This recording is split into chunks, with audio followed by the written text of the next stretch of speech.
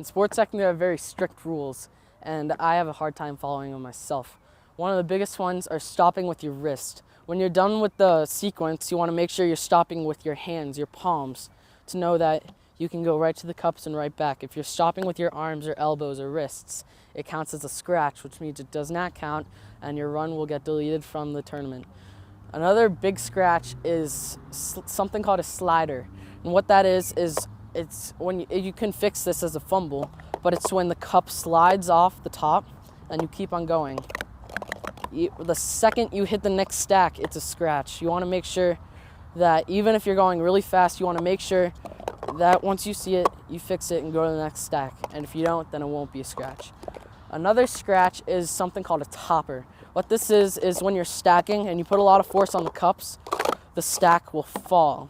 And what you have to do is before you finish, you have to take it, put it back on top, and stop the timer. And I myself have had that fumble way too many times to count.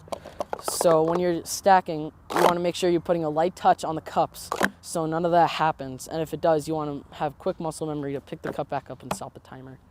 One of my biggest tips for sports stacking is always fix your fumbles. And what a fumble is when you're stacking and the cups fly off their stack.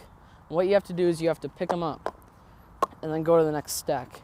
And if you don't, then it's a scratch. But if you fix your fumbles and you practice the muscle memory of getting the cups back on, you'll have a faster time. That's one of my tips. Another tip is to make sure that when you're doing it, before I do it, I just do every run slowly without the timer to get my muscle memory kicking up. And another thing is definitely try not to just go all out. You want to maintain your consistency by practicing each stack over and over. And if you just go all out, then you'll have more fumbles. But if you stay consistent and stay solid, then that won't happen.